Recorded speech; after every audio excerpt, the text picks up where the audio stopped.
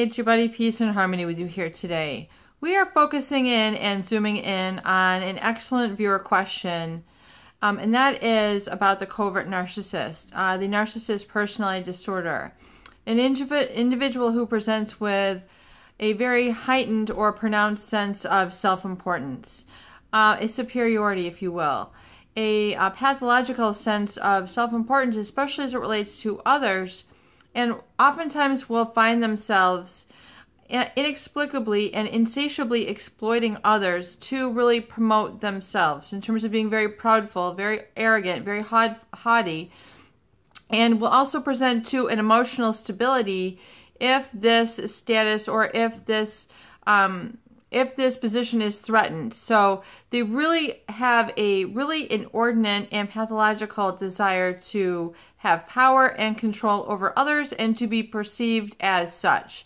So anything that really threatens the image, the persona, the mask of them being anything less than perfect, superior, better than, etc., any chink in the armor, so to speak, they feel very ghastly, oftentimes will erupt and engage in a lot of projection of others. And so the viewer question that we got in was really, the covert psychopath the covert narcissist and love.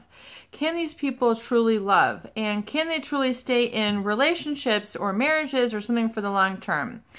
So when you really look at the experience of love, and you look at the incidents of love and really all the grandeur that it brings, the feeling of peace, the feeling of contentment, the feeling of being accepted, the feeling of being belonged, the feeling of being cherished.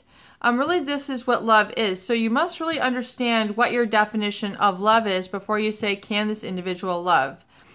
Because oftentimes, one of the key ingredients or key temperaments or key personality traits that is exhibited as part of the whole dynamic of an individual who is really good at loving or loves you is the ability to have empathy or to really know who you are.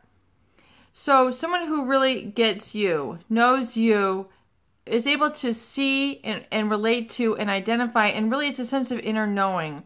They know where you're coming from. They have the humbleness, the humility to drop their ego, to drop their persona, and not always work on the defensive, having to arm themselves and protect themselves against other than feeling better than. So oftentimes these people who are covert narcissistic, they do not feel comfortable with being at a level with people and really a level with life. And there can be individuals who are C-level executives, business owners, very wealthy people.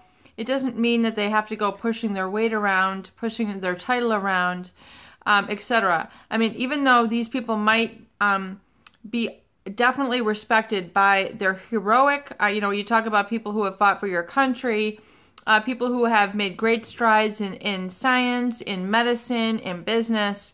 These people have a certain je ne sais quoi, a certain talent, which makes them unique and special. When we're talking about a narcissist, we're talking about someone who really is quite haughty and exploitative of others, and oftentimes is hurtful or withdrawing of love, attention, support. In other words, that inner knowing. They're not giving you that experience of being able to talk, to have communication where you're basically emotionally naked with this person, where you can be, spiritually naked, where you're not constantly being berated or rejected for who you are. So their question is, can they love? Well, you have to ask, really, when have you felt love? When have you felt loved? And what is in the inner mix of this all? Did you feel that you were accepted? Did you feel that you were embraced? So even when you were sick, was this person there? And kind of there and just being attentive. And so love oftentimes is a state of being. It's not always a state of doing, although there can be actions that arise out of love. It's oftentimes a feeling. It's something that you know.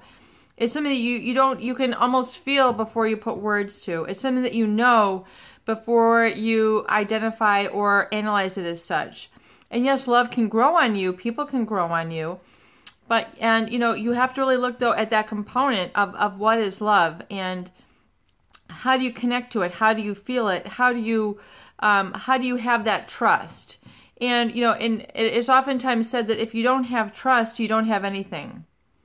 So if you look at really, can these people love, or do they love in their relationships? Oftentimes the narcissist or the psychopath, they will oftentimes tell you that they don't have the emotional ability to connect to people, or they say, I don't really love people in the same way. I might love my dog, but I don't really love people in the same way. So sometimes they'll have a sort of narcissistic tell, or give you a direct, communication with how they feel. Oftentimes they feel ashamed by the word of love. You might not get an I love you. You might not get a kiss. You might not get a hug. You might not have that affection in the relationship from a covert narcissist.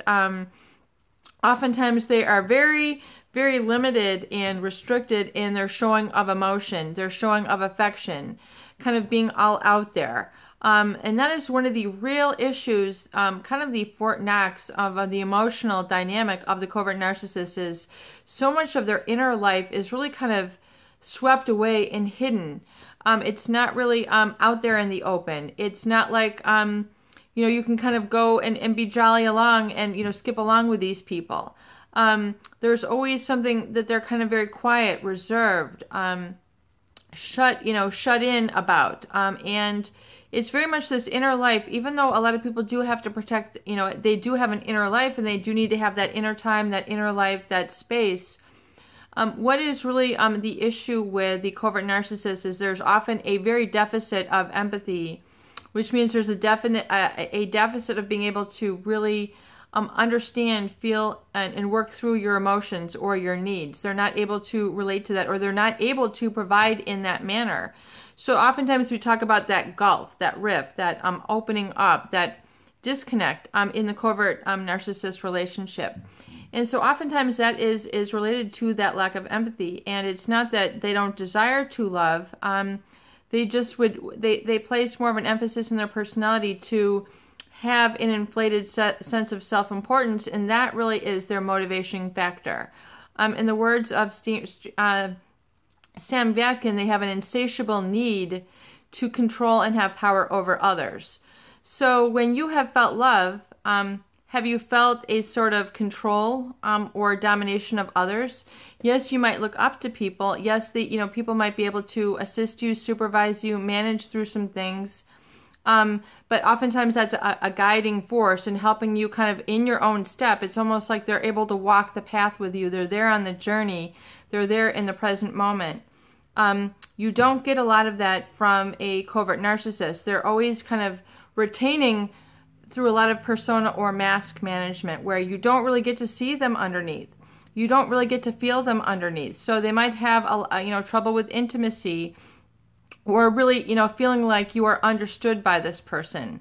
And so in terms of that question for the viewer, you have to ask what love is, and then you also have to explore what are the presenting problems, and what really drives the relationship to those individuals who are married to them apart. Oftentimes the other individual who is targeted for supply, or the complement to the narcissist, the individual who is there in the relationship with them, cohabitating, married, as a fiance or what have you, they are oftentimes very much having to take the helm, having to make a lot of the decisions, having to dictate a lot of the feeling and soul of the relationship, because the covert narcissist is so reserved and so retreating with their presence. They might just walk away at just very inopportune times. They're just not even there. Or they might be just hiding behind a newspaper all the time, hiding behind a magazine, hiding behind their iPad, hiding behind their phone, hiding behind whatever it is. They're not really there interacting. And if you're in a marriage with this, it becomes a real feeling like, this is too selfish for me, and I'm having to beg, plead, cajole, jump up and down, break a leg here to try to get someone's attention.